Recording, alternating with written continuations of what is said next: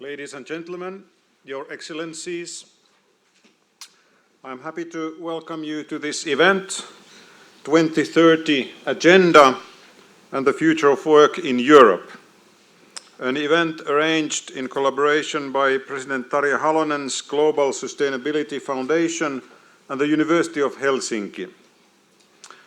My name is Jari Niemelä and I'm the rector of the university and also professor of urban ecology. So this is my environment. And I'm very happy that we are arranging this event together with President Tarja Halonen, because she is also the chairperson of the board of the university. Today we talk about sustainability. And I'm happy to tell you that sustainability is among the key topics in education and research of the University of Helsinki. It's also a very important topic in our new strategy, which we are now preparing and to be approved by the board very soon. We have made the strategic decision to focus on sustainability science as a new emerging field. For example, we have started the Helsinki Institute of Sustainability Science, a cross-faculty research unit on sustainability science and education. And here we have very close collaboration with Aalto University, I would say our sister or perhaps brother university. We are also strong in climate change research. Our best known and most quoted professor in climate change is Markku Kulmala. He leads an institute called Institute for Atmospheric and Earth System Research, which is also a multidisciplinary research unit at the university. We also develop environmentally and sustainability-oriented courses and degree programs. For example, soon there will be a course on sustainability in every degree program we have. I'm also very happy about our active students. They work hard to find solutions to the problems of the world and keep me as rector very busy by communicating very actively with me about these important issues. In addition, sustainability is an important part of the everyday life of the university. For instance, we have decided to compensate the CO2 emissions generated by our employees' air travel. In addition, we have also made a decision not to serve meat in our official events. Furthermore, lifelong learning is a very important issue for the university, as we want to provide all citizens new knowledge on emerging issues such as sustainability. I would say that globally the best path to sustainability currently are the 17 UN Sustainable Development Goals. They are designed to produce, as it said, a better and more sustainable future for all by 2030. And today here we have a great chance to discuss what should be done to achieve these goals.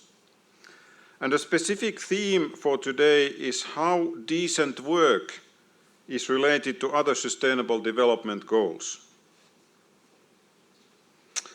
I wish you all remember that this event is meant to encourage discussion.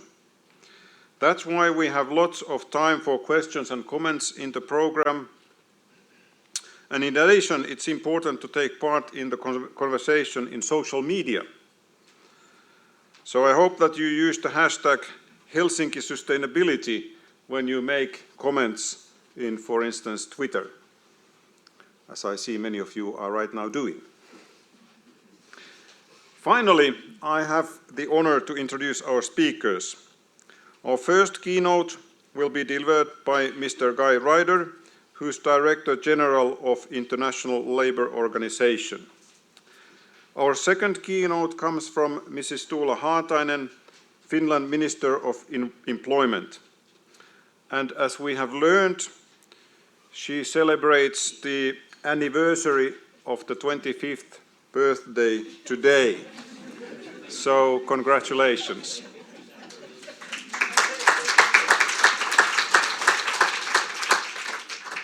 I've learned that women do not turn more than 25. After that, they celebrate the anniversary of their 25th birthday. Easier to remember. Yes. And then we hear a commentary by Mr. Philip Smith, who is Chief Operating Officer of Synteo and the Program Director of Europe Delivers. And thereafter we have a panel with panelists Ander Adlercreutz, Minna Halme and Philip Smith. Unfortunately, one of the panelists, Ann Selin, had to cancel her participation, but we have here Josetta Nousioki to replace her. And President Halonen will tell us more about the panelists before the panel starts. So once again, welcome and thank you for coming. I look forward to enthusiastic conversations and discussions today. And now, Mr. Ryder, the floor is yours.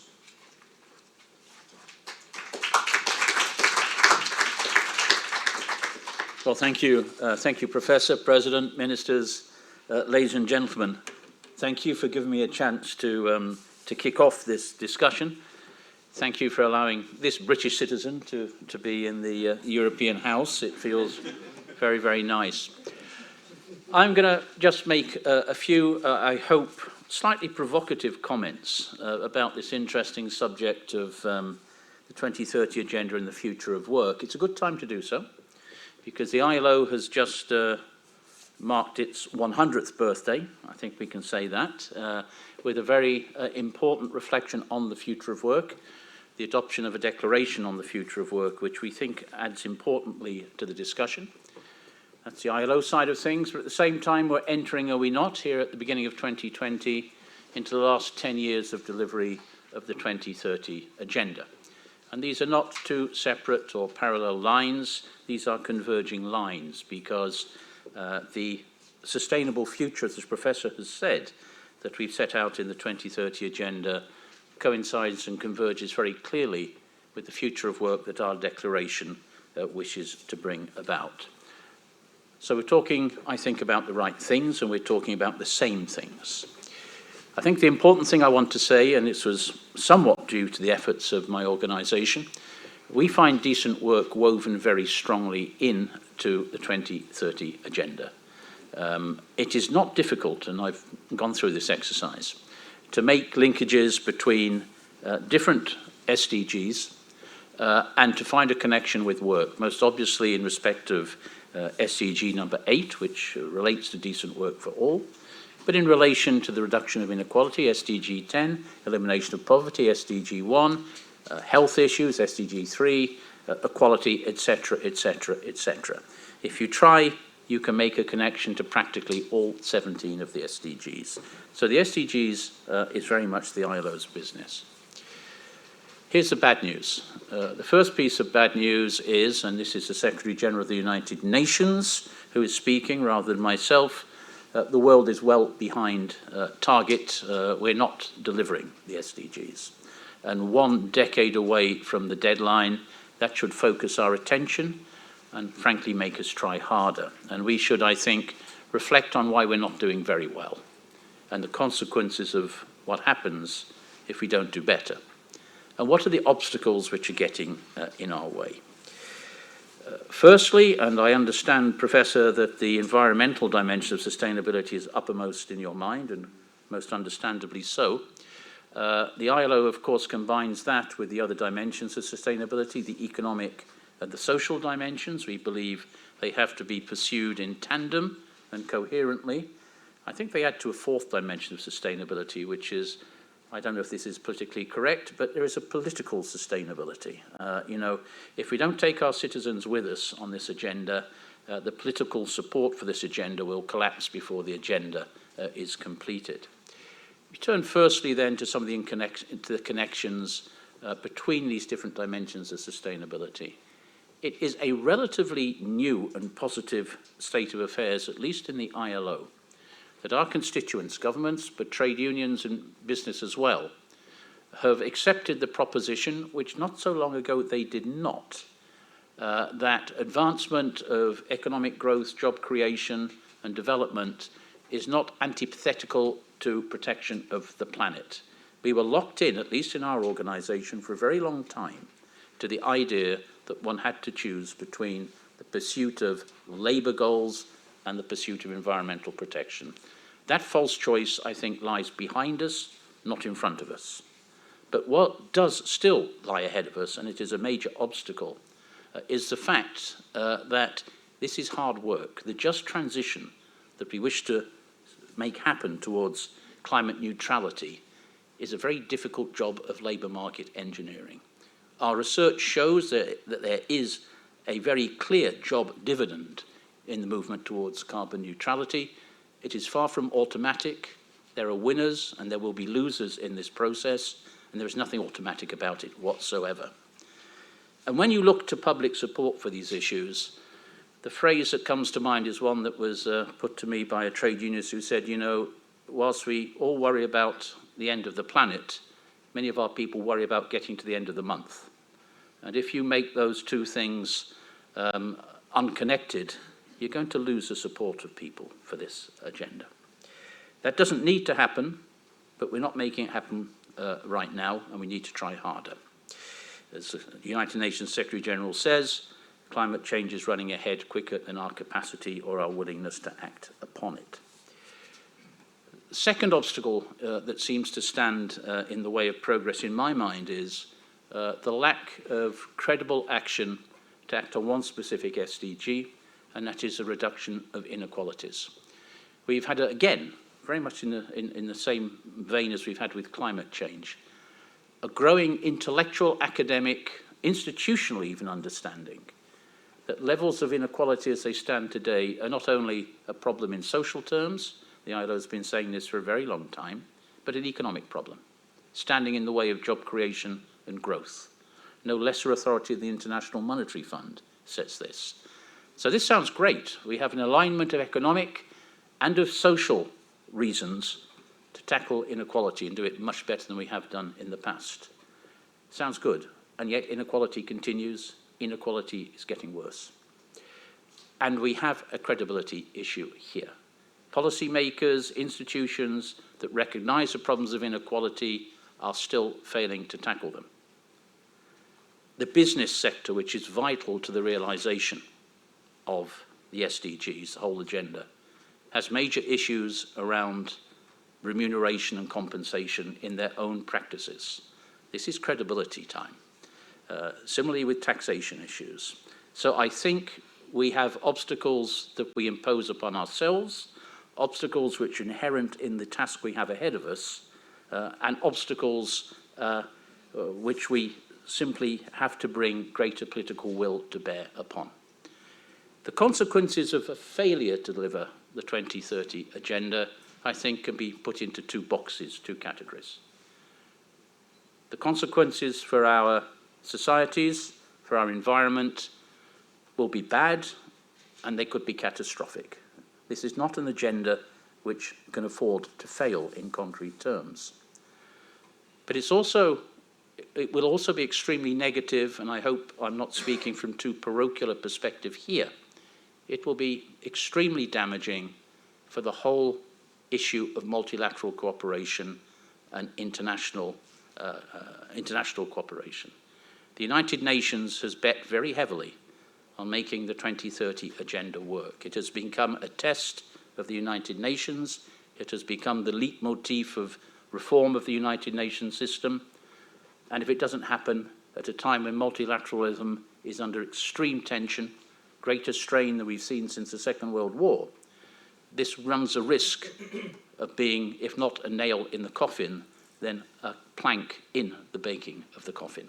We can't afford to fail on this agenda for both of these reasons, but I repeat, our performance over the next 10 years is going to have to be a lot better than it's been over the last 5. And if we close our eyes to that reality or consider that we're on course, I'm afraid that we are heading for a failure that we can't afford. That's not what I think will happen, but it is a warning about what can happen. So hopefully the discussion which is going to take place will help us to accelerate and move forward with greater conviction and greater speed. Thank you very much.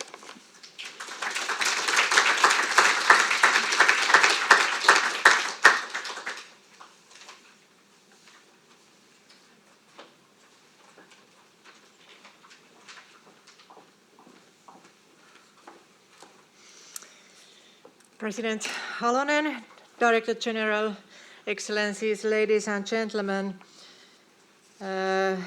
it's good to continue from what Director General Guy Ryder just spoke to us. This is test to UN, this is test to ILO, this is test to all of us, also national politicians. So we cannot fail. We have to do this.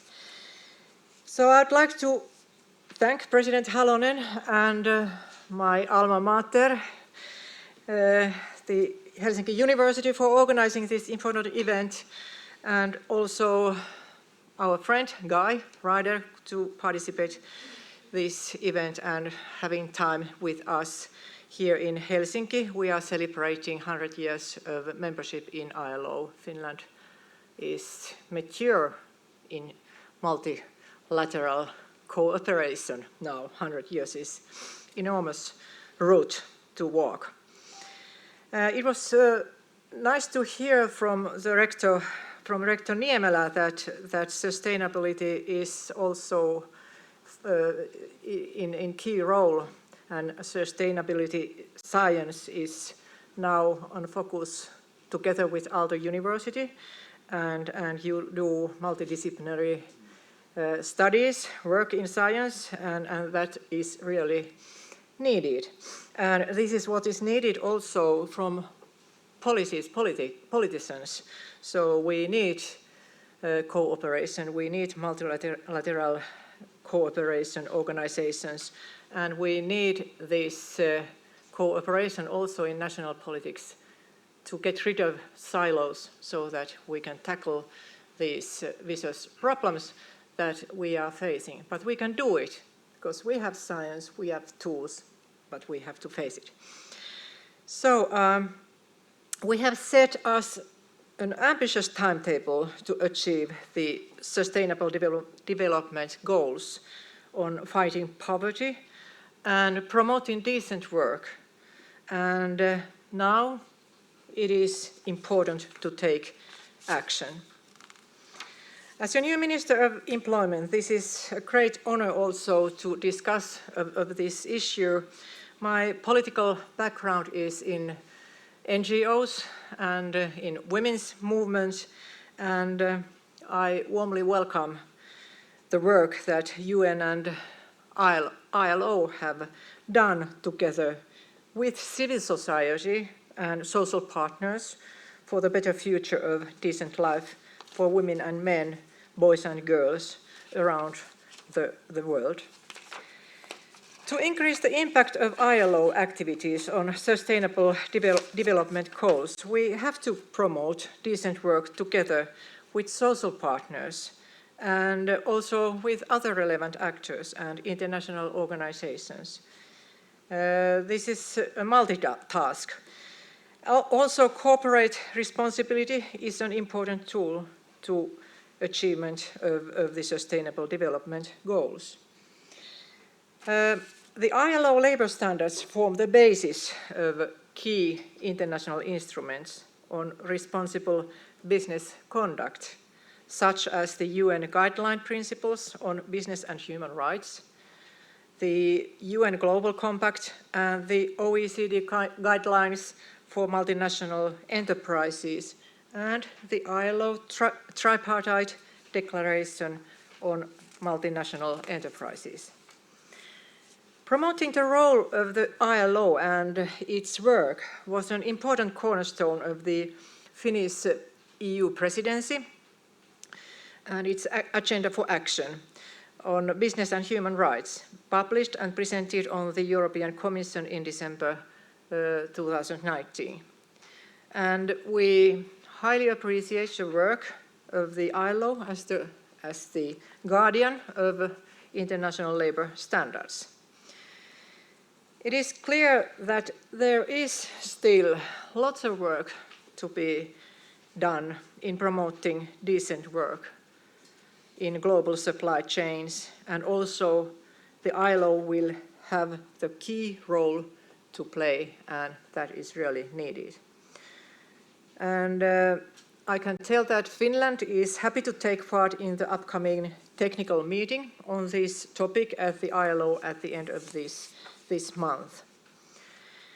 Finland is also very satisfied that the new EU Commission has made a promise to include the ILO core labour standards in all EU trade agreements and to have zero tolerance to child labour. I think this is a very effective tool, and this is what we have to do, use the power of European Union to concretize the aims that we are aiming. During the Finnish EU presidency, the EU Council adopted conclusions stressing the importance of updating of EU communication on decent work in order to support ILO activities and goals in the EU and globally. The previous communication, launched in 2006, covered social and labour policy, trade policy, and development policy aspects. Finally, I would like to stress the need to improve the situation of women in the global labour market. Helping mothers is usually the most effective way to help the whole families and societies. And of course, this is the question of human rights, women's rights, and equality policies. The ILO is needed more than ever. Challenges that we are facing demand global structures and tools to handle and solve multinational problems. Guy Ryder was taking up these most important topics. And we have to keep clear in our minds why ILO was founded 100 years ago: to promote peace through social justice and social dialogue. Globalization of the labour markets and the need for a just transition to climate-neutral economies increase the need for global cooperation in the social and labour fields also. And the ILO has the relevant instruments and the right mandate to do this work.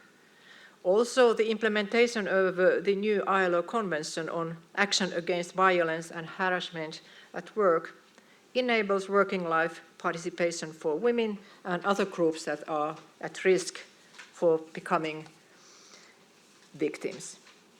So there are many things to do, but we have a good history and we can do even better future. So with these words, I give now the leadership to coming speakers or Ms. President. Thank you, Chair.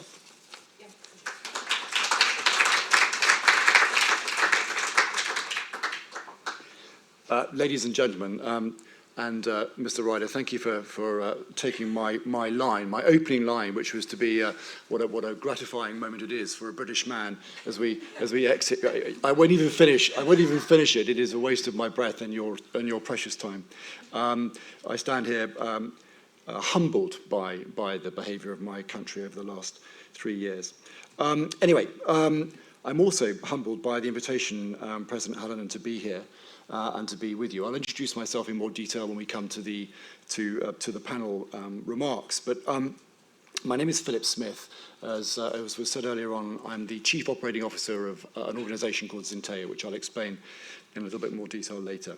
I've been given the unenviable task of trying to sum up those wide-ranging and provocative, a word Mr. Ryder used, which I'd like to come back to, remarks. But before I do, I'd like to tell you 2 stories that were in my mind as I was listening to those remarks. Some, let's say 5 or 6 years ago, my chief executive, a remarkable Norwegian man, was waiting for a meeting with another remarkable man, a man called Paul Polman, who many of you will know. Until last year, Paul was the CEO of Unilever, widely regarded as the sort of poster child of sustainable business. And while he was waiting to see Paul Polman, he was flicking through The Economist magazine, which many of you will know. And he saw a graph, just by chance, on a page. I think I've bored you with this story in the past. And it was a graph that indicated the progressive and most sustainable businesses in the world. And somewhere at the bottom were some of our oil and gas organizations, if you like. And right at the top, off the charts, was Unilever. So Oswald, appallingly, ripped the piece of paper out of The Economist magazine and ran in, probably gave Paul a big hug, and said, "You must be so proud. You must be so proud." And he said, "Why would I be proud?" And Oswald, confused, said, "Well, who wouldn't be proud of this graph?" And he said, "Oswald, I'm a leader with no followers. I'm a leader with no followers." Now, that wasn't that long ago. That was 5 or 6 years ago. The business community has caught up really very substantially in that time. And to some degree, and I know Anders is here as well in a similar capacity, but to some degree, I'm being asked to sort of represent how the business community is thinking. So I would ask you to keep that in the back of your mind. Some of the most progressive business leaders in this space still regard themselves as leaders with no followers, or too few followers at the very least. I was really struck, Mr. Ryder, by your one word, provocative. In my mind, that was one of the most important words of your remarks, and I'll explain why. It strikes me that without provocation, we will all become a little bit too flaccid, if you like, in our response to these really global and very complex, wicked challenges. We need provocation. We need provocation in order to identify the creative solutions to the problems that were so beautifully outlined earlier on. Problems which, as was also outlined, are bearing down on us extremely urgently. Extremely urgently. So I really was quite captivated by that one word. As President Haddon reminded us before we came into this room, as I think you put it, the 17 SDGs all live in the same home. Whichever door you enter through to enter that home, you'll encounter them all. And we heard in both sets of remarks the tissue emerging between those 17 SDGs. We all understand the highly integrative nature of those SDGs. They're not just connected, they're complementary. They're complementary. And I think we heard that alive and kicking. My final remarks just on the nature of goals and obstacles, which we heard a little bit about. I was deeply struck and very encouraged by the remarks about the need for both cross-sector and, to the Minister's words, global collaboration in the remediation of these challenges and obstacles. This is increasingly how the business community thinks. This is how increasingly the business community operates.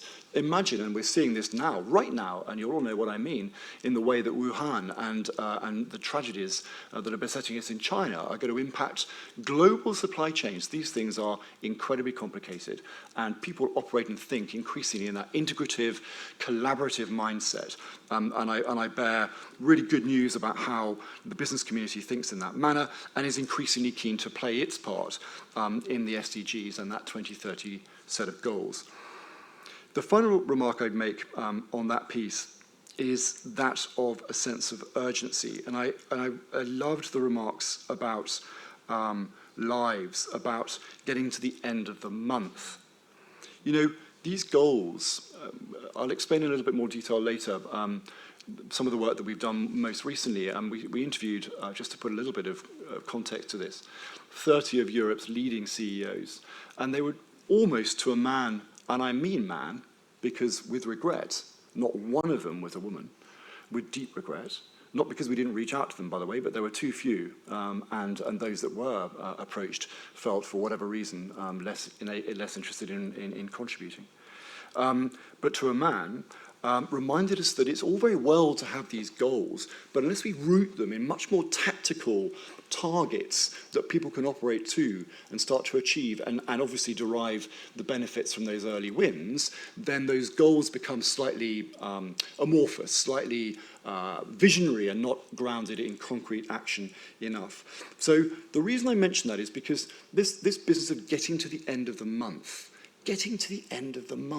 having food to put on the table, these goals aren't visionary. These goals are things which are going to enable people to live fulfilling lives, livelihoods. These aren't academic, strategic or policy opportunities. These are all of the above, and they ultimately result in fulfilling livelihoods for all of the people that we represent.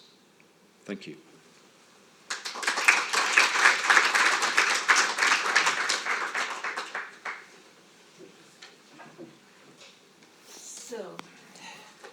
So I'm not trying to have a next speech, but I'm telling that we have the happy situation that Guy Ryder will be with us the whole session, but Minister Haatainen has something else to do.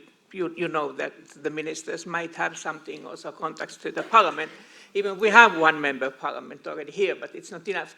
So if anybody has now a burning issue to make a question to Tuula Haatainen or to Guy Ryder, now is the time to do that. Oh, happy. They're almost smiling. We are the happiest country in the world. Yeah, but we don't need to take it too seriously. Anyway, so if you have not yet these questions in your mind, so we will have another opportunity a little bit later on with Guy Ryder, but Tuula disappears, and I'm sure that the Parliament will make enough questions to you. Okay? Yes, Thank you very much. They will take care of that. Thank you so much. Okay. But as I said, now we will start with a panel discussion, and we have some good contributions coming also with that. And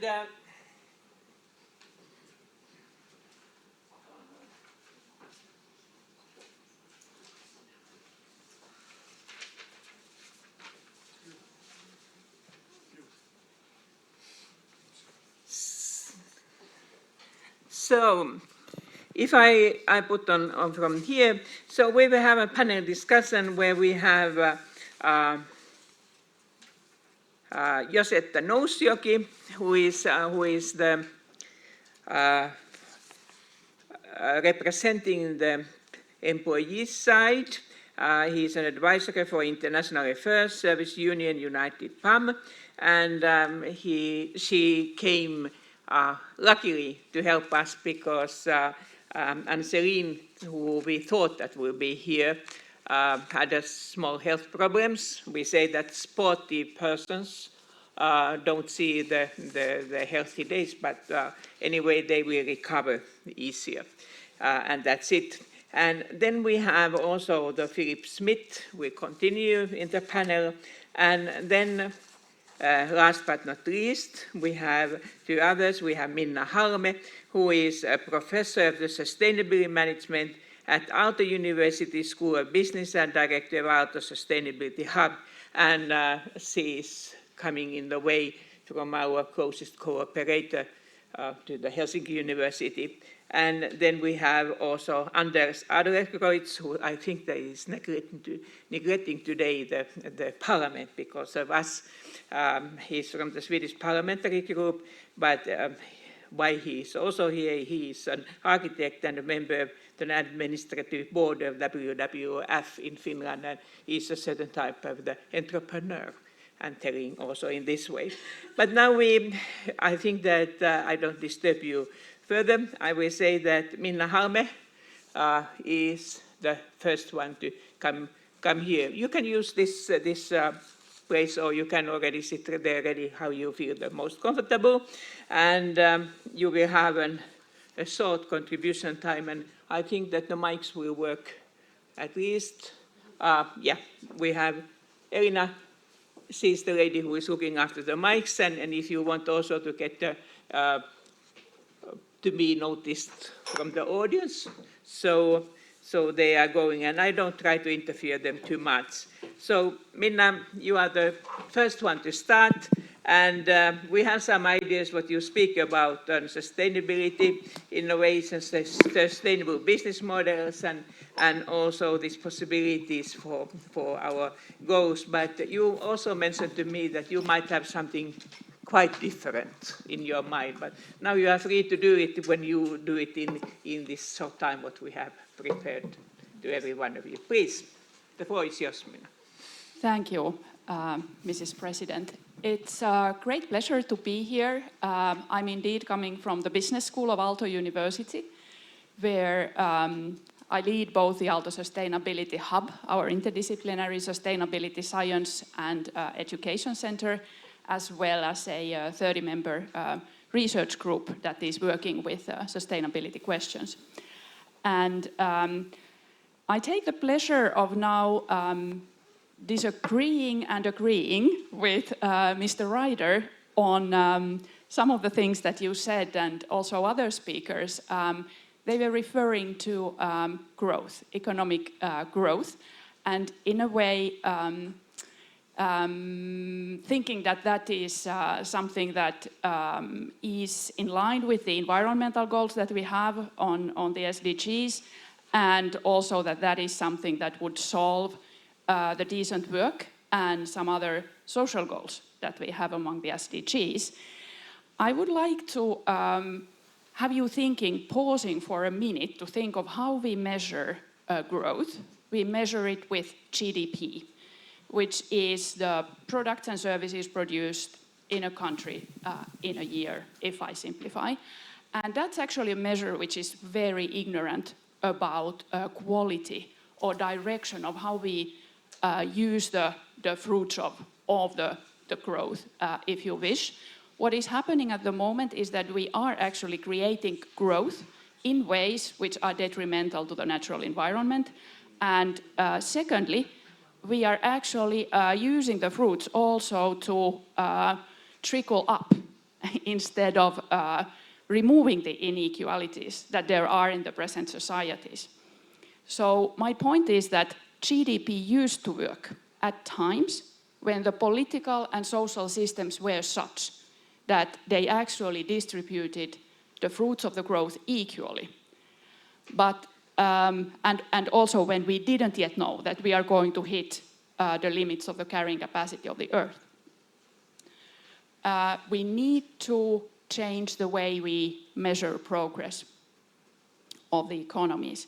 So alongside of GDP, we should bring other measures, other measurements, other indicators, like the genuine progress indicator or the index of sustainable economic welfare, both of which are looking not only at GDPs, but also looking at environment and at the equality versus inequality in wealth distribution.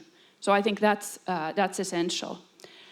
And then regarding the theme of today, the jobs, the future of work, if we measure growth differently, it doesn't mean that we have to compromise on decent work. It's almost the contrary. We also don't have to think that we need to compromise in quantity of jobs. If we think of solar, wind power, or other future energy technologies or energy efficiency technologies, there are lots of jobs that could be created there and have already been created there. Like in Denmark, you have around 35,000 jobs in wind energy only. 140,000 jobs in wind energy only in Germany. 37,000 in wind energy in Spain. I have lots of other figures, but I won't bore you with those. But the point is that in the new energies, as well as in the circular economy, which could be accelerated much more, there could be jobs which are much more in line with the environment. And if I think of Finland and Europe, there are actually, we would benefit from changing the economy towards those kind of directions, because there are the innovative capabilities, there are the technologies, and there are the, I would say, the societal opportunities for changing the economy towards kind of directions. And in a way, we benefit much less from the current economic structure where the environmental and social externalities are not included in the prices of products and services. And my personal point in this discussion is that I would like to like this being discussed more instead of assume that growing economies simply provide more well-being for people. Okay, thank you. If I make, I have promised to make only one question to every one of you after your contribution. And now my little bit I have learned from the Guy Ryder to be provocative. So is your advice to the present government then that if they want really to fulfill the promises of new jobs, what they have promised, so they should more to turn to the renewable energy and recycling economy than to the old models? Yes, and not only recycling economy, but circular economy, because that means so much more in terms of services where you keep the existing equipments and appliances and all that in the productive cycles for longer, and it means changing the business model. So yes, I suggest that, but I also suggest that the Finnish government would take other indicators aside of GDP and also communicate them to the public, because then it would be much, it's eye-opening to look at that from the well-being perspective as well as from the environmental perspective. And I think that this would also help those politicians who also might themselves feel that they are trapped by the GDP and just looking at, is it going up, is it going down, is it going up quickly as it should. So I think that it would be very beneficial. Thank you very much. And now the next one who should be now in the giving the short remarks and then to help this panel for the discussion is Gerrit Anders Adlercreutz, and you are the member of the parliament, but in the Swedish People's Parliamentary Group, which means that you are supporting already the government, but you can continue from the ideas, but you have also the other ideas, perhaps the sustainable development goals transferred from the scientific level to practice and into the people's lives, especially when you are an architect. But you are one of the early birds, already the member of the WWF, for instance. But anyway, that's your part to continue. Yes, thank you. First, on Minna's remarks, I think it's really important that we measure the right things, and if we have like the tools of the old economy, we can't go where we should, because then we are like stuck in a very simplified model of how the economy works today. And the juxtaposition, or the general idea that there's a juxtaposition between sustainability and somehow competitiveness is strange and not really fit for our times. And that was a discussion I just had a few hours ago in Parliament. We are discussing the general work of the government again, and then like every time when we talk about sustainability or climate action, there are these voices raised that say that this is against our competitiveness, and we are somehow letting the Chinese run over us or something like that. And it's really the opposite, because sustainability by definition is somehow good handling of the resources and efficient, and I mean, if you deploy a circular economy, you can't really go wrong. And then you also, I mean, you establish yourself in an economy that for certain will grow in the future. So it's really in our interest in many ways. But yes, I have the hat of a member of parliament and also the one of an architect. And there are actually a lot of similar things. I mean, a lot of similarities between an architect's work and a parliamentarian's work, a politician's work, which might not be evident at first, but there are lots of similarities. One of them maybe not being the ability to kill your darlings, which is very prevalent among architects, but not that prevalent among politicians, and there might be a bigger need for that. But in general, I mean, architecture and sustainability, if I try to build a few donkey bridges, as we say in Finnish and Swedish, between architecture and work today, architecture, what we build has a huge impact on sustainability. 40% of our carbon emissions, 50% of the natural resources used, 50% more or less of our waste comes directly from building and architecture through that. So it's important that we build sustainably.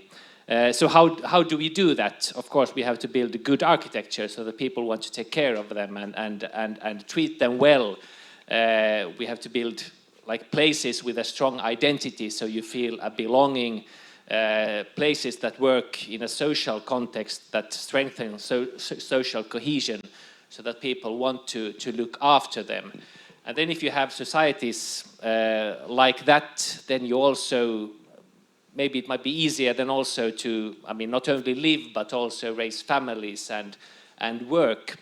And now if you excuse me, I'll tell you a little story from our own life, which actually has a little bit to do with architecture and combining work and life. We have 5 kids. The first 2 of them were born when we were still studying. Then with a few architect families in Helsinki, we thought that, okay, we are students, but we want to be parents at the same time. How do you combine those things? So we rented an old garage in Alppila in Helsinki. We redid that to become a daycare center for our kids and a workroom for ourselves, a study for ourselves. So then suddenly we were 10 architects working on one side with our 5 to 10 kids. I mean, of course, we had more and more kids for every year, working or having their daycare on the other side. And that was a way of combining work and family life, working as an architect and being a parent.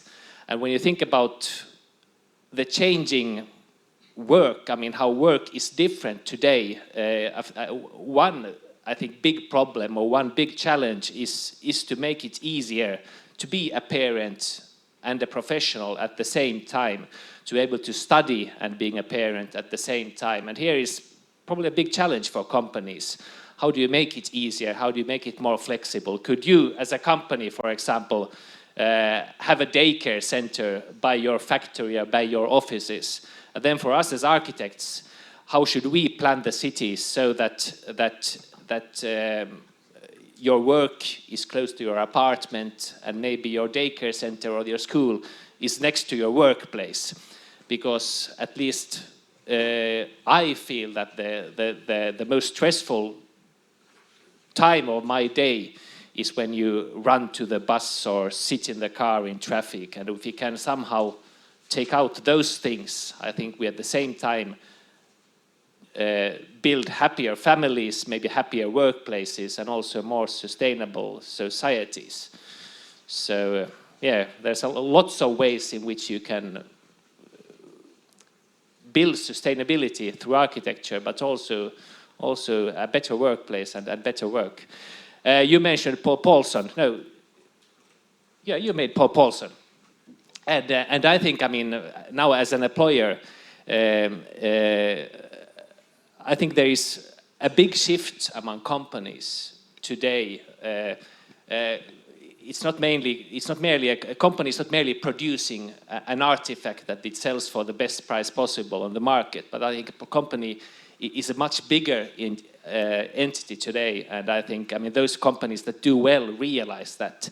So which means that the whole general concept of corporate responsibilities is much more important today than it was before, and that's to a large extent about, of course, sustainability as far as the production goes, but also about how you take care of your employees and how you work as a corporate citizen in society. And I think people like Paul Paulson have understood that, and of course, I mean,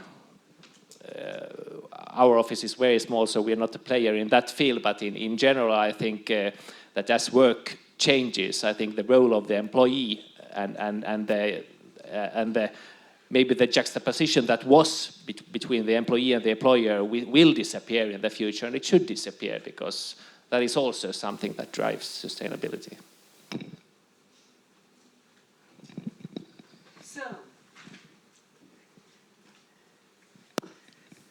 So thank you, Anders. And what I would like to ask is that you are very enthusiastic and committed to the sustainable solutions.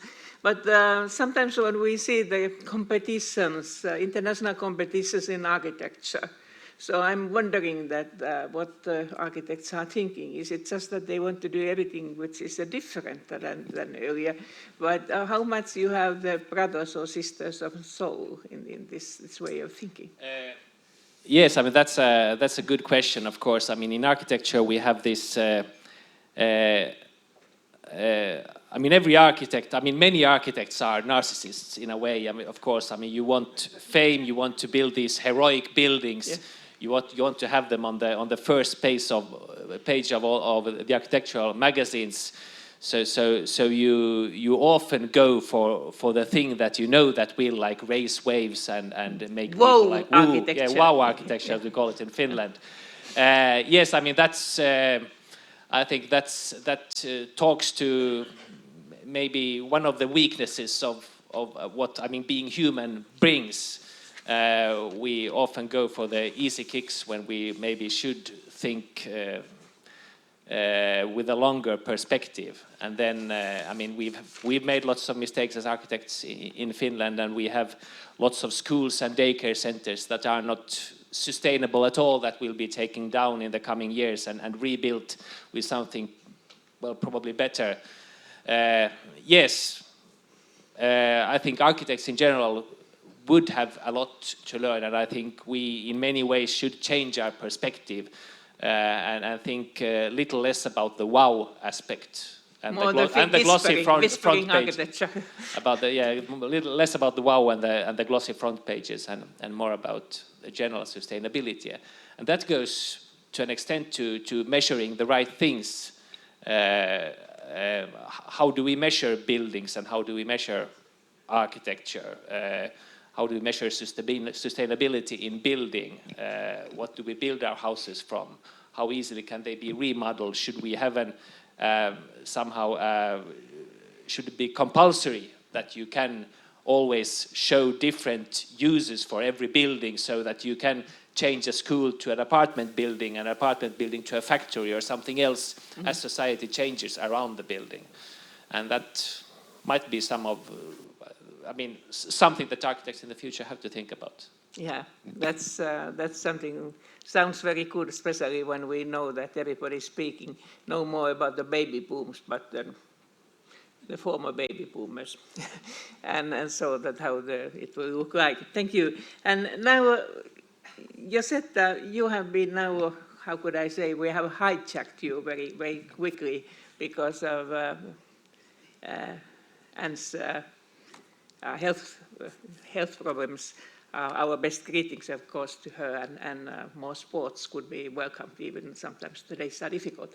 But so you are now working in PAM, which is, by the way, I think is it now the biggest member organization of the SAK? I think that today when we saw in afternoon, we see representatives of the unions. They were a lot of men, and if it could be possible to wake up them in the question that how do you feel now when there are so many more women organizing themselves as workers, but also that the women's unions, those women-dominated unions, are the biggest ones. Yeah, this is PAM is the largest trade union in Finland. It's representing people who are working in private services companies, and but we have it's not a very big difference between the public sector union, JHL, and then the industrial union, which just merged and got bigger. JEL, the public sector, they are also quite women-dominated. But anyway, let's leave the feminism for the while, just for the while. Your previous profession was a journalist, and you have worked also in China. So how do you feel now when we are speaking about ILO and all these premises and the sustainable development? What is your experience? How is our competition with China? Well, and how is the possible future for the sustainable development with the global rights of the workers all over, not only in Finland or in EU, but also in Asia and in Africa? What's your feelings? big questions. Big question and short answers. Okay. Yeah. So first of all, very happy to be here, and regards from Anselin, who unfortunately was not able to come here. I used to live in China in the beginning of 2000, from 2000 to 2005, which was a very good time to live there because many things improved. It was opening up to the world, but it was also industrializing and going to a more like market economy way. And we saw a lot of progress in environmental awareness. And also in labor rights, the labor law developed very well, and there is actually quite a good labor law in China. But of course, there's always been a problem with this one-party system, which doesn't give much freedom for citizens. And already at that time I noticed that there are many difficulties with just censorship. When you don't give people access to information, it makes things very hard. And now during the Xi Jinping regime, many things have gone backwards. During the time when I lived there and worked there, there were many started many non-governmental organizations who were defending workers' rights, because in China you have the huge party union where you are supposed to belong to, or everybody has to kind of be a member of, but you don't have the right to unionize in other way. But there were those NGOs that were defending workers' rights, and that sector was growing. But during Xi Jinping's time, it has become worse. There has been serious attacks on human rights lawyers, and many defenders of the human rights have been silenced. This, when it happens at the same time when China is gaining more importance on the global level, of course, is very worrying. And we also see that China is trying to sort of dilute maybe the Western values, the idea of human rights. It's trying to put it into more like the Chinese perspective. And I feel that at the moment China, of course, has geopolitical ambitions, but it also has ambitions to change the value system in the world. And that's why we have to be even more active than before in protecting our values and working hard to maintain what we used to have.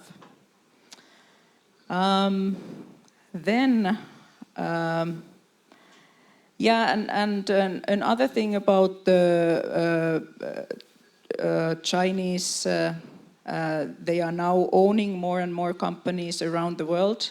And President Tarja Halonen mentioned earlier that you talked today about strikes in Africa in Chinese-owned companies.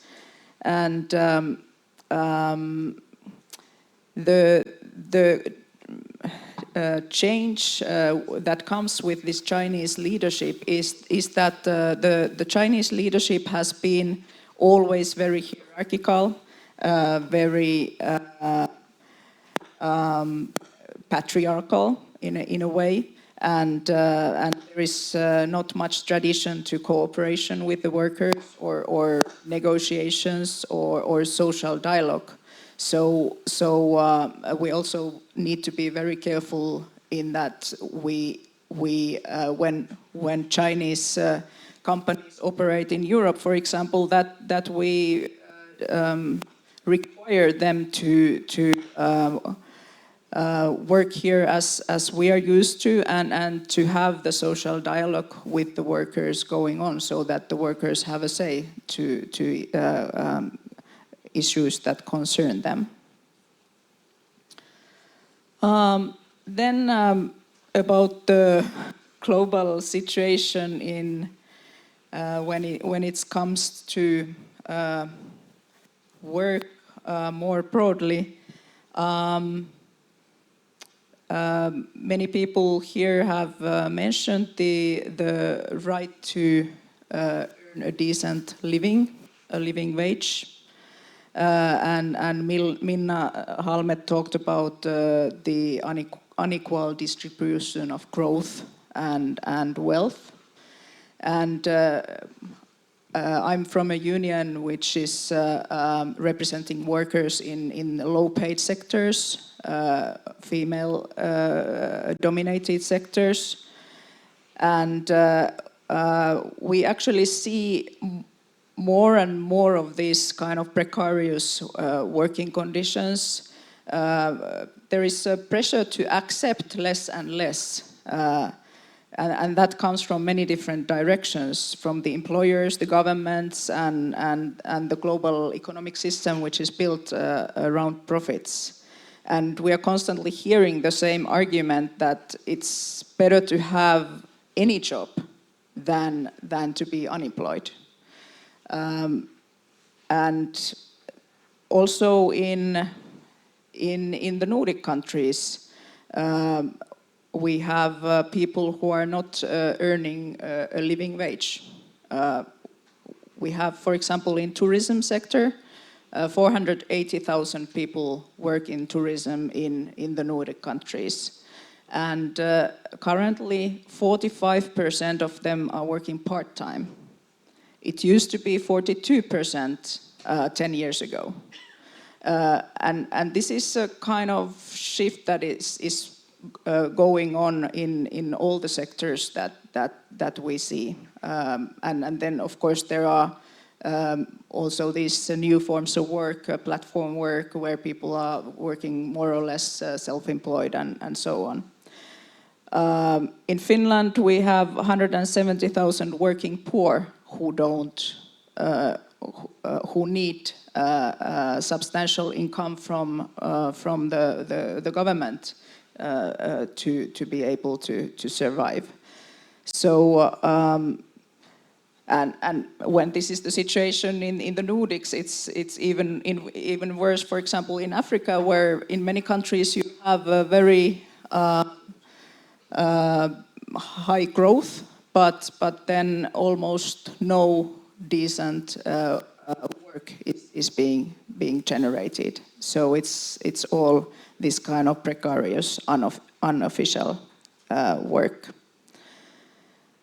So this is maybe a kind of a very, very gray picture of this, but luckily we also see that there are companies that are really leaders in sustainability, also thinking about the workers' conditions and the quality of work and the quality of pay. And I think that during the past 5 years there's been incredible development, but maybe at the moment we have the companies that are like the leaders in sustainability. There's a handful of them, and then we have a lot of those who are still in the very, very old fashioned thinking and way that is kind of slowing the process. So I think for that it would be good to have more international regulation, global regulation, so that which would push the rest of the companies also to start acting more sustainably. So,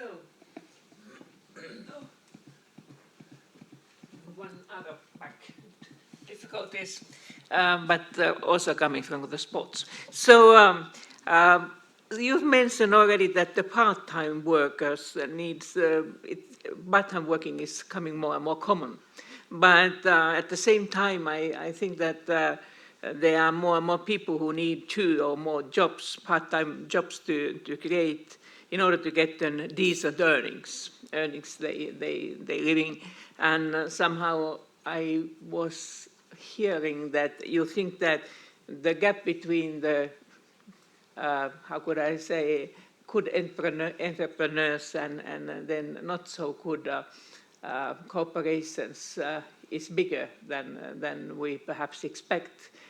Is this true? How the unions can then work in not only in Finland but also at the European level or so? And I will just warn you, Philip, I will make the same question to you, and perhaps also the guy will give some remarks on that side. That how to create such kind of the system where those who are willing to do it voluntarily, that they don't need to be bound too tightly, but then those who don't behave in the same way could push up to do it better. You first. Well, this certainly is a challenge.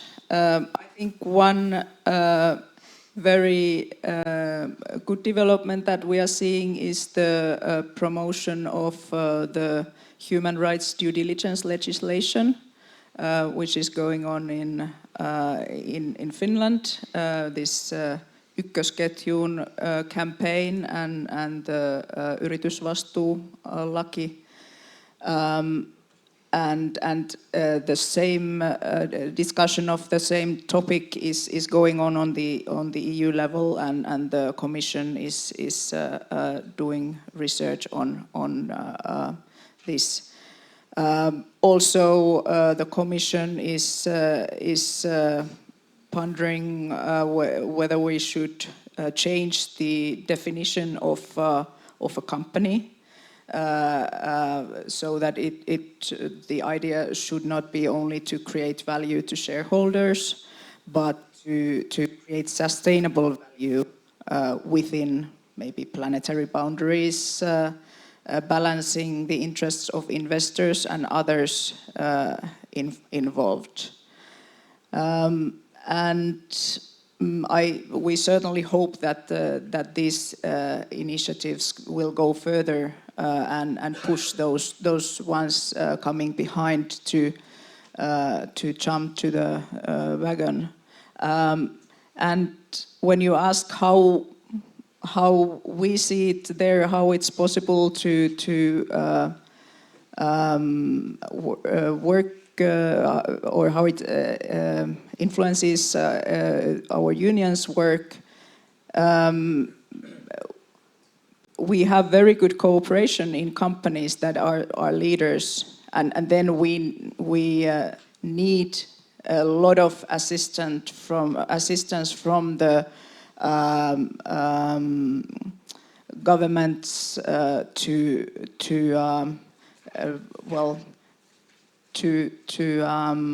look at what's going on in the companies that are not doing their share, and that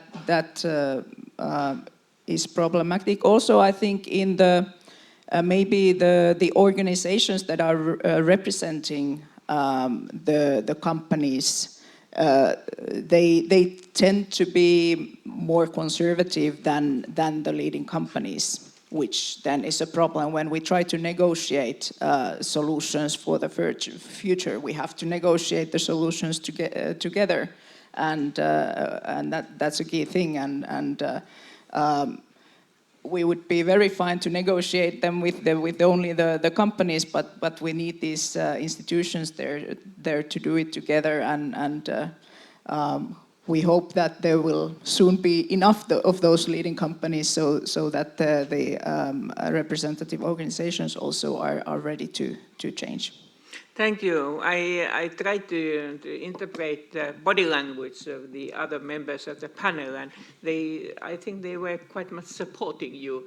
But perhaps there are also some other obstacles there.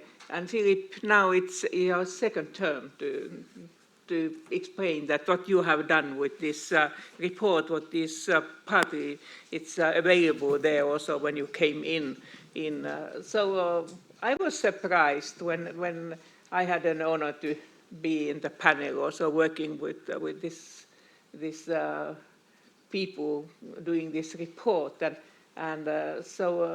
yeah, I think that when we all agree that sustainable development cannot reach without also the active participation of the business community, so it has made at least me more positive in that sense. But how it was with you, please? I'm very glad to hear you say that. Very glad indeed. I'm going to try to keep this microphone a little bit further away from my stomach because it seems a very long time since lunch, and I have a suspicion you might better hear just how long it's been since I last had any decent food. I said a little earlier that I would just introduce myself and my organisation before I tackle the exam question that you set me, and I'm glad to say it's fairly similar to the one you've just given me. The organisation that I represent, it's a Norwegian headquartered, we're very proud, by the way, of our Scandinavian roots, a Norwegian organisation called Zinteo. There's around 100 of us between London, Oslo, Mumbai and Delhi. And we work with very large multinational organisations in the service of a mission which is to reinvent growth. And I know that sounds quite hyperbolic, but anyway, we are passionate about that mission, as are those global partners with whom we work, which is obviously very exciting. And when we think about it, and when I say we, I'm talking about the partners as well as those 100 colleagues, we think of a growth model to go really to the heart of Minna's remarks, which doesn't undermine the balance between man and nature, satisfies the needs of the many and not the few, and a model which generates returns over the long term and not just the short. So that's where we're coming from. As President Hallen also pointed out, I am also the program director for a program of which the president is on the advisory board of, which is, I think, called the Europe Delivers program. We're blessed with a board of erstwhile heads of state and CEOs, serving CEOs from very, very substantial global brands and erstwhile CEOs as well. And they share something really quite significant, which is at the heart of the question that we've been set, which is, how do we build a more enduring, a more sustainable, critically a more inclusive, but no less vibrant growth model for Europe? So that's really where the organisation that I represent is coming from. Now, it's interesting, Minna, when you began your remarks, you started with a sort of, a critique of GDP. And I think that's really important that we recognise the frailties in that measure. It's a measure which we all use. It's a very simple measure, but it is a flawed measure.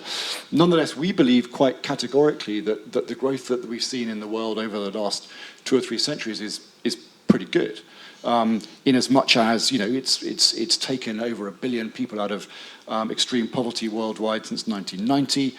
If we look at energy and access to energy, since 2016, we've gone from 71% of the world having access to energy to 87%. So these are all good measures of good growth. But of course, there are many, many, many measures of bad growth too. And I'm just going to give you just a couple, but you'll all be sitting there with your own. As we probably know, and I was really heartened by the remarks about externalities that we heard earlier on, global biodiversity has declined by 60%. 60%. I mean, that is an astonishing number in an astonishingly short period of time, 1970 to 2014. Okay, that's pretty scary. And 9 out of 10 of us, globally, of course, breathe air with high pollutant levels, which, as I understand it, is the cause of something like 7 million a year death. So clearly there are some big problems with our growth systems and problems that we need to fix and fix quickly. But the other thing to say, and this goes again to the heart of the remarks that Mr. Ryder made, that those challenges are far too complex and far too complicated for any one set of stakeholders to fix in isolation. And so the answer to the exam question that you gave me a week or so ago, one answer, let me be slightly more humble, is that we need to collaborate better in order to formulate levels of growth that satisfies those 3 parameters that I mentioned. We need to collaborate better. So the good news is, as I said earlier on, that the business community really sees this and is increasingly determined to play a leading, substantial, and this is critical, authentic role. Now, I think it's also important that we acknowledge that they're not just doing this for the good of their health. They're doing it because they see commercial advantage in getting ahead of the game, being, I think as you referred to it earlier on, early birds. Now, what's also true, and this is in the, sorry, it's an awful plug, we're also recruiting. That's another plug I'd like to give. As you'll see in one of the first remarks in the paper, this growing trend to acknowledge the need to go beyond shareholder primacy. This is really, really, really encouraging. We're seeing more organisations get out there and stand by that vision, getting ahead of getting beyond stakeholder primacy. So anyway, we published a report in 2018 which looked at what we saw as the 4 grand challenges for Europe's growth, and they were the future of work, you'll be pleased to hear, a green and resilient economy, a new social contract, and a last one which is slightly more obscure, which was a global Europe. And then what we did in 2019 was to take that report, the report that Anders has in front of him, to around 30 of Europe's most significant business leaders, to ask them really what they thought about those 4 things.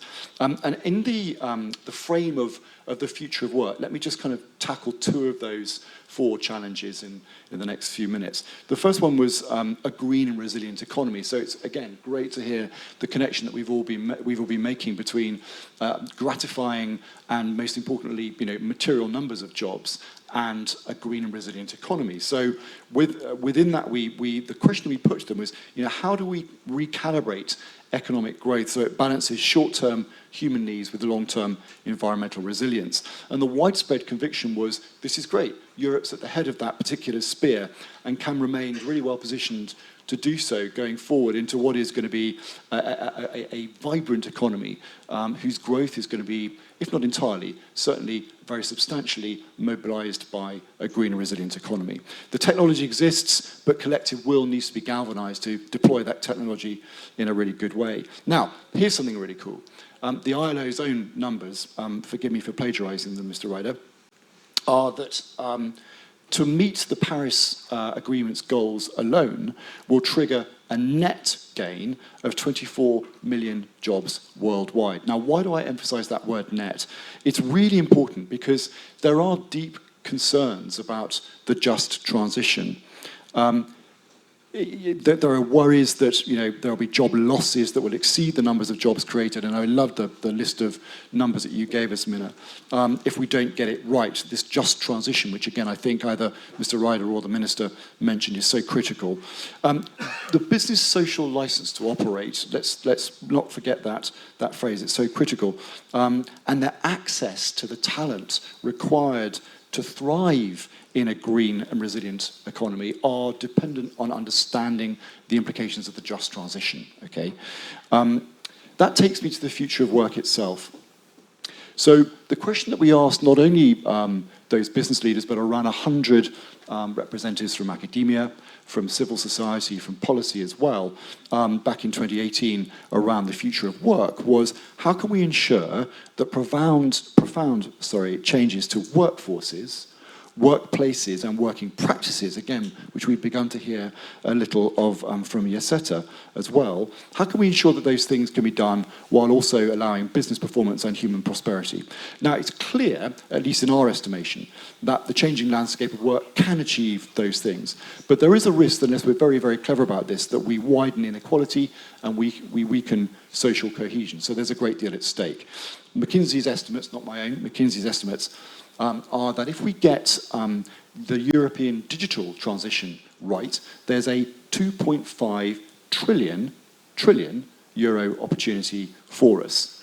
And yet, again, not my numbers, 44% of Europeans polled in 2017 said that they felt insufficiently skilled at that point in the use of digital technology to effectively execute their current jobs. And those are jobs that are going through massive change at the moment. So we're well behind the curve in equipping our people to meet those challenges. So perhaps business should do more to enable their own workforces to meet those challenges.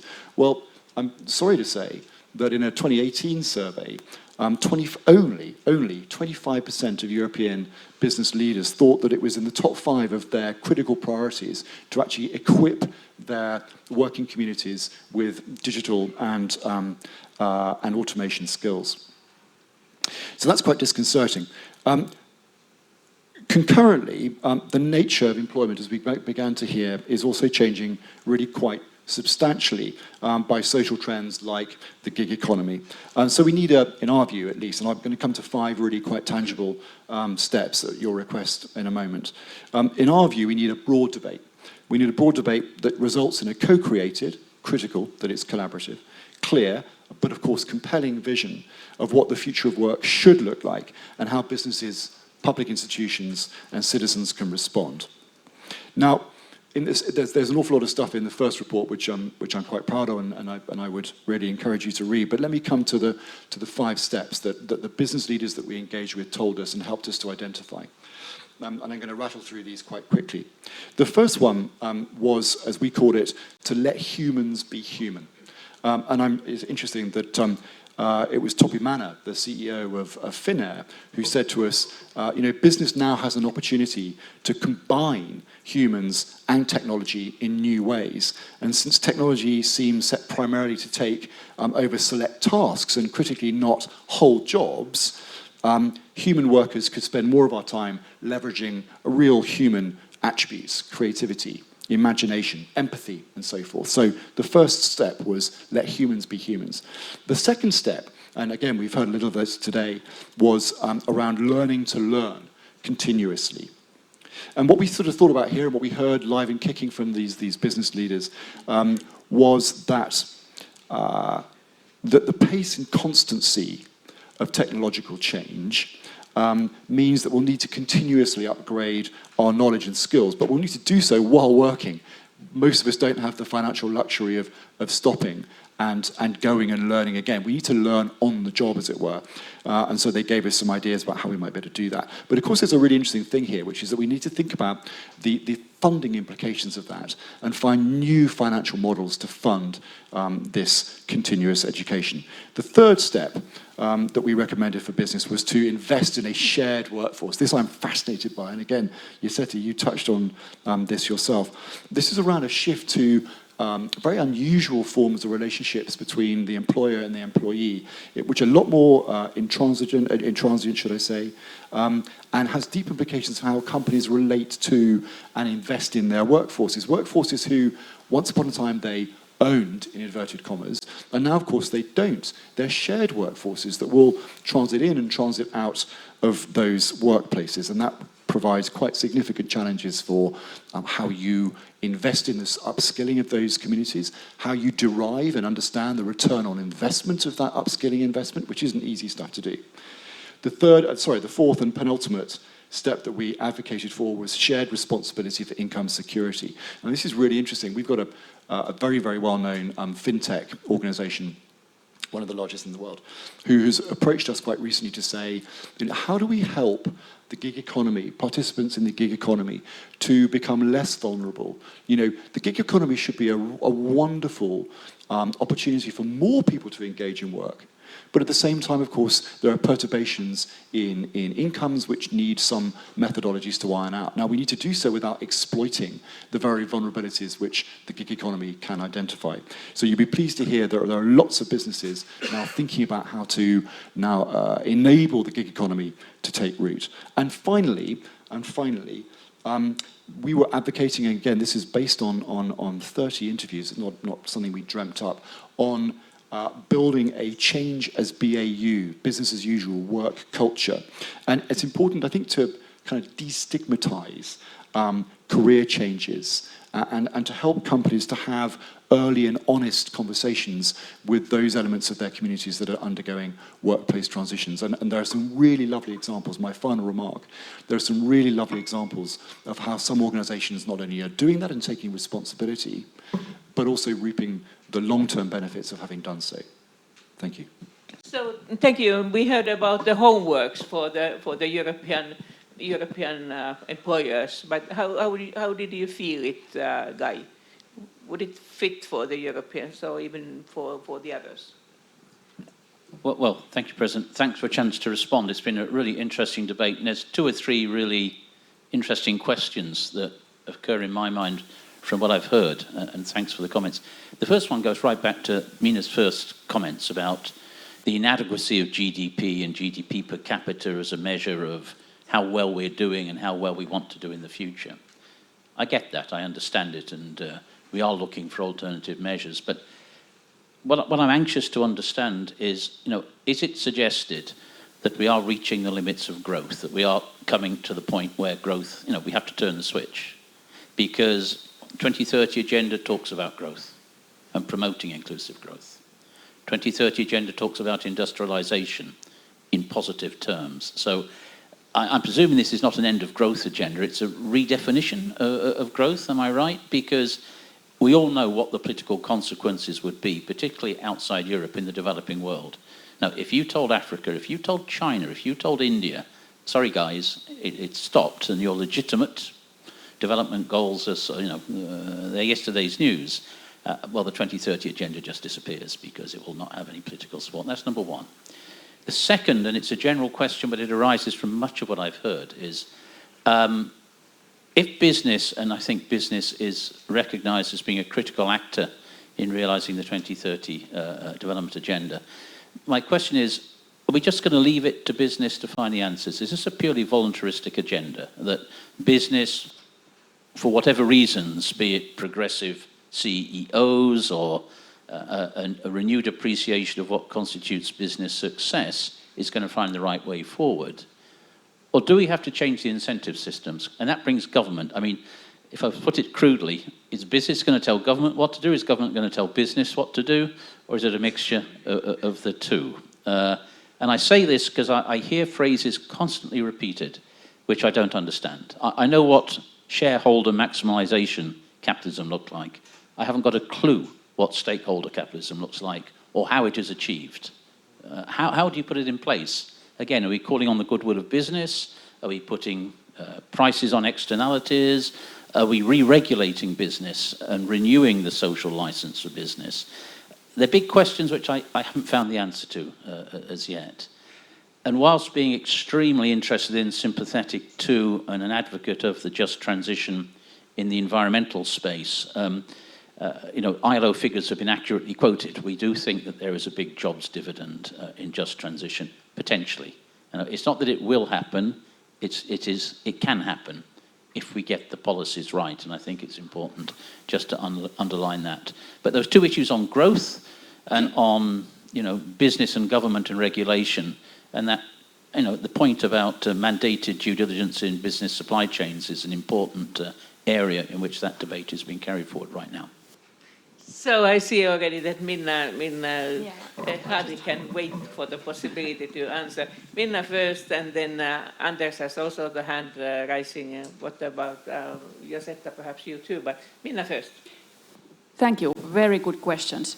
The GDP question, and then the developing and emerging market countries versus the developed countries, I think you can't tell to India or Bangladesh that they should forget about growth of their GDPs as it is now. It's a very different situation in countries where you are still growing infrastructures and are like, you know, in that phase where people's well-being still to a great extent depends on the material growth in their lives. But then if we speak of developed countries, it is a different thing. That, you know, the levels of happiness that there are now, they have been reached in most of the developed countries around mid-70s, depending a little bit on the country.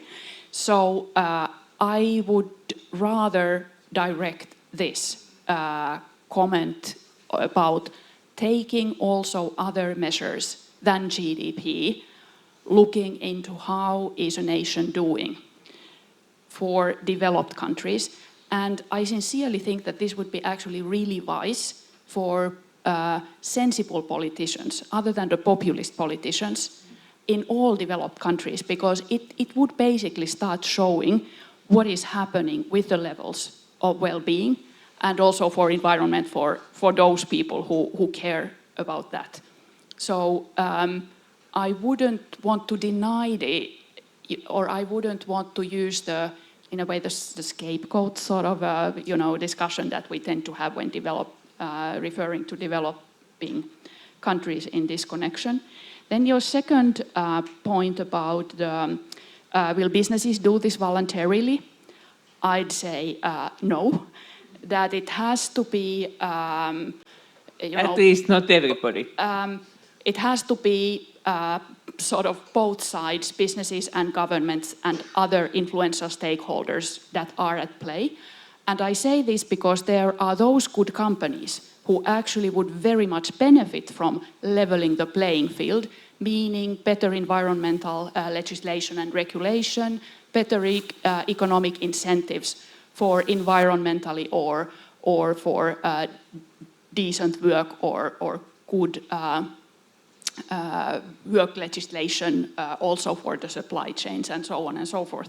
And then there are those who actually benefit from the situation as it is now, which is sort of a vicious circle towards the bottom. And here I think that actually one of the remarks of Josetta was very much to the point, which was about the trade associations being the ones who are the kind of, you know, the toughest negotiators from the side of the industry and business, and that's really sad. I tend to call them sometimes the takajärjestöt. I can't translate this because it doesn't work in English, and the word kind of means that they are actually tending to back up the laggards of their field. You know, the laggards of their industry, and that's what the trade associations tend to kind of pay most attention to, instead of speaking with the interests and mouths of those who are the most forward-looking, the most sustainable companies. And I think that this is something that definitely should change, and it should be more openly discussed also in media and in the public debates, because there are so many clever people working in the trade associations, and they certainly could do much more. Their intellectual capabilities could be harnessed for thinking, how would your industry's next generation, reincarnation look like if you know, you would do something else than keep up the status quo, but co-creation and sometimes a little bit tougher co-creation is needed. Thank you. And Anders, you were eager to respond. Yes. Yes, I mean, some businesses will do without incentives, but some might need them, or some will need them. And I think a business in Finland is in a different situation than a business in Bangladesh or China. I think the pressure from society is probably different, or it probably will evolve as time goes by, but at present it's probably different. So we need both. But one example, for example, where like businesses have gone against bad regulations. One of the decisions by Donald Trump was to somehow to demolish the CAFE standards, I mean the fuel efficiency standards for car makers in the US. And then the car manufacturers realized that, of course, I mean, they work in a global market. They also want to sell their cars to the Europeans who require standards. So they protested against a lowering of the emission standards because they know that they need to be competitive. So that's a situation where a responsible manufacturer realizes that you shouldn't believe what the politicians think might be beneficial. But of course, yes, the politicians, we need to set requirements. We need to find out, as I believe, ways to control the market so that it goes into the right direction. The emission trading system, for example, where you set the price on carbon, you should probably set the price on virgin resources in general, and try to benefit the circular economy. And that's, in that situation, of course, taxes and everything comes into play. Tax work less and tax pollution and usage of resources more, and all those things. So of course, I mean, both things are needed, but politicians especially can't escape their responsibility. Thank you. And you said yeah, I noticed that you would also add your comments. Well, I fully agree with what Minna Halme and also Anders here said. Well, of course, we need the push from the government to change things. It's not only the businesses that have to work responsibly. We have very good regulation, for example, in Europe for big companies that are operating across borders, that they should have European Works Councils where the workers are represented and have a dialogue with the leadership. And the best companies are using this tool to improve their sustainability, and also I think they can benefit from it when they are making innovations for sustainability and for the well-being of the workers. And but this regulation is hardly known in many countries, and many of the companies don't have these European Works Councils. So this would be just one easy thing to do is to push companies fulfilling their obligations in this field. So just as an example. So thank you. So I'm starting to disturb the audience, and I have made one pre-warning for the audience. And Janne, you are working with SASK, with the Solidarity Foundation of the SAK, and so I have been with you in Colombia, and I know that you are in many other countries. How do you feel about listening these comments? How do you see? Eina, you can take this one. So how do you feel about the possibilities organizing the unions in Latin America, Africa, in Asia, please? And then the others, if you are ready, so show your hands, and a little bit younger ones than me, they will notice them too. At least you see, Elina, these two. I also see somebody who is doing the report of sustainable development and saying that we are lagging behind. So perhaps you would also like it later on, but you see them and you take the remarks. So, okay, but now Janne, you first. Okay, thank you. Your comment. Thank you for this opportunity, and I mean, it has been really inspiring speeches and important points. So I don't know where to start or where to stop, but I think actually that I mean the issues circular economy, China, how to combine with the family life and with the working life and all of these big issues. But I think in the core, the question is what was said in the very first note by Guy Ryder was that this just transition is in the heart of this thing. You already touched about the issue of the just, what does it mean from the Bangladesh point of view and what can it mean, what should be our responsibility. But actually I see that our main challenge might be at home, because also at home people must feel that this is just. And it is exactly as Guy Ryder said that we do have people here who have to worry that how they survive till the end of the month. And if they feel like they are not taken into account, then our politicians will have a huge problem and they will not have the space to look forward for some 80 years or so, or 50 or even 10. And that, I think, is the main worry. And this goes a bit beyond my mandate, talking on behalf of the developing countries. But this really shows that we are, the old saying, we are in the same boat.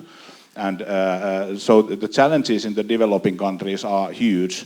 But then again, they are very same as what we have here. Our challenges might be smaller.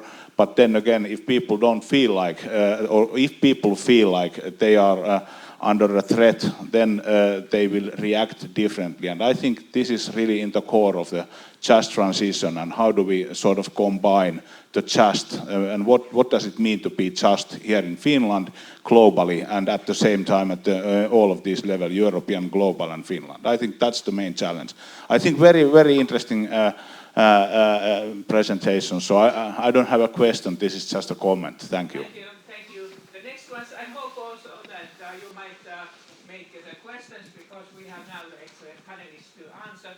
Put them the hard questions. You have also to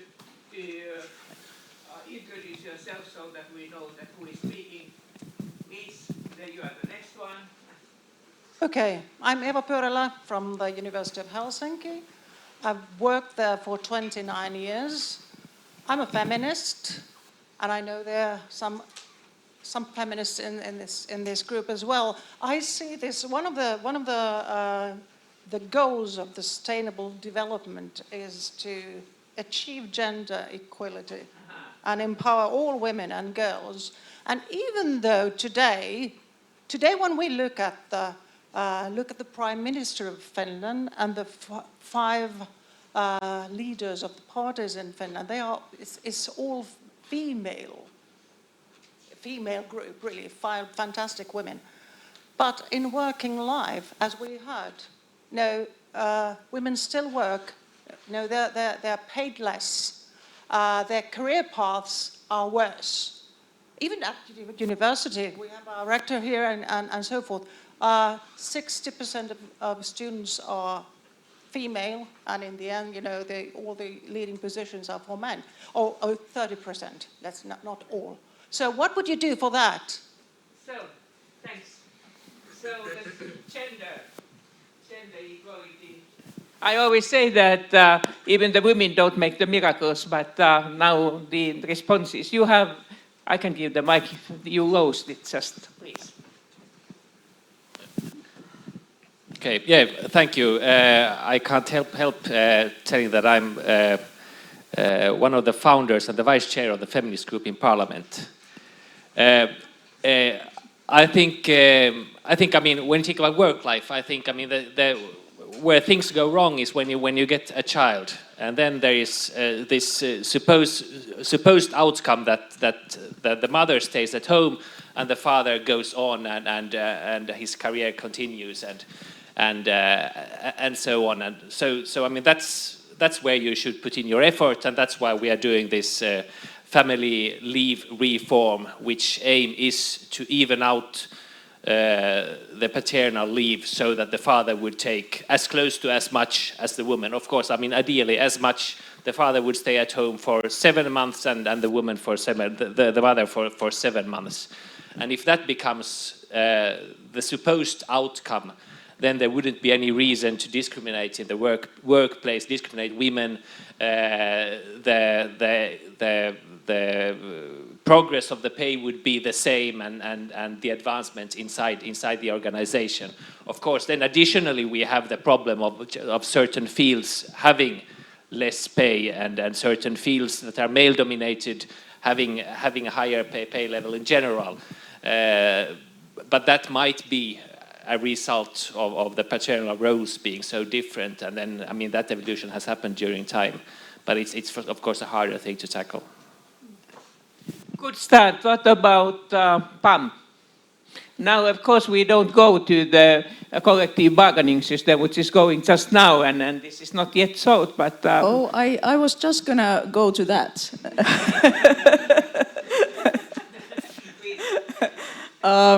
Yeah, PAM is of course doing many things and trying in many ways to improve the situation. And one way is concerning the collective negotiation system in Finland. We will not be satisfied and we will not agree to a model where the industrial sector defines the percentage of wage increase. Because when it's defined by that, like that, if it's 3.3%, and if that's what the higher paying men get, and then you give the same to the lower paid women in other sectors, they will lag behind forever. So we need more a bigger picture, a bigger common collective view on how to develop the society so that the low-paying sectors where the women work will benefit more. No. Sorry, this is my only right here. So the next one to ask is Eva Furman, who is responsible for that we noticed that we are lagging behind. She's a member of this report makers. Okay, please. Okay, thank you. Just a small comment. This has really been really interesting discussion. It's quite interesting that you can enter agenda discussions from so many angles, and I think that's not something we should do, because the whole point in why we have Agenda 2030 and not the Agenda 2020 is that actually we can't really focus that we do this part first. We focus on labor and we don't focus on the environment. Actually, it's a question of having them all together, and the big challenge is that the inequalities are growing, and we really need to tackle all of them together. So this was more like a commentary than a question to anyone, but I think there isn't a way of only saying that work links with them all, but we need to solve the problems in a systems way so that we can actually deal with the big picture. Thanks. So thank you. So this is not my fault, but the EU Commission has said that we have to leave this apartment before 7 o'clock in the evening, and as normal it happens to be the lack of the time. So Guy Ryder, you are anyway one of those who are the guilty one for this, that we are here. So if you want to get something in 2 minutes, that's possible, please. Well, you know, there's a lot I've heard today, this evening, that I agree with, and very little that I disagree with, which doesn't always take you further forward, actually. Having a violent agreement on something is not always productive. So we really do need to work out over the next 10 years. I mean, some of the SDGs replicate objectives that the ILO was set up to address. Gender equality is a great example. 100 years ago, literally 100 years ago, the ILO put equal pay for work of equal value in its constitution, 1919. 100 years later, the gender pay gap globally is about 20%. You're doing a wee bit better in Finland. And that's despite the fact that formal legislation is in place in practically all of our member states. But there are these sort of hidden or indirect obstacles to gender equality which require us to try harder. I think the paternity leave debate here in Finland, which I've heard a lot about today, is really interesting.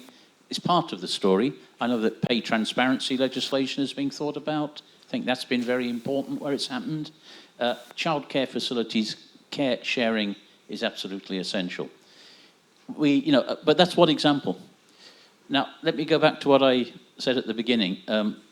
We're not winning this fight for the 2030 agenda. That's the sad truth. We are not winning the fight.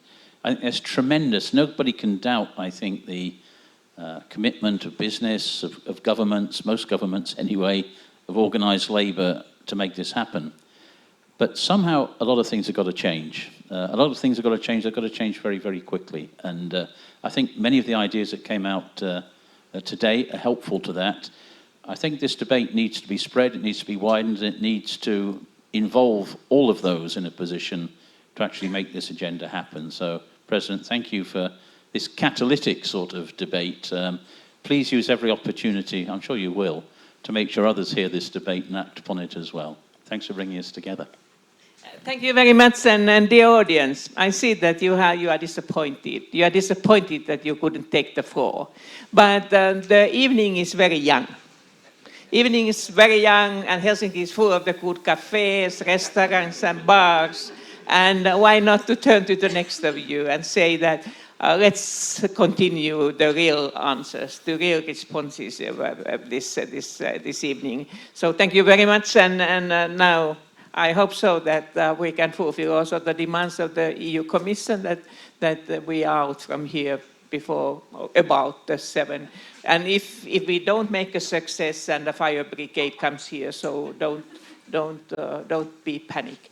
And you can see some material there in the corridor when you came here, and also there are 2 younger persons standing there with the Suomen YK-liitto, and they are also needed new friends for the association YK-ystävät, and we are trying to find those defenders also in this country who say in the kitchen or in the drawing room that, yeah, I support you and you are needed now to become also the member, and they are working for that. Thank you very much. And thank you for the panel. You were fantastic.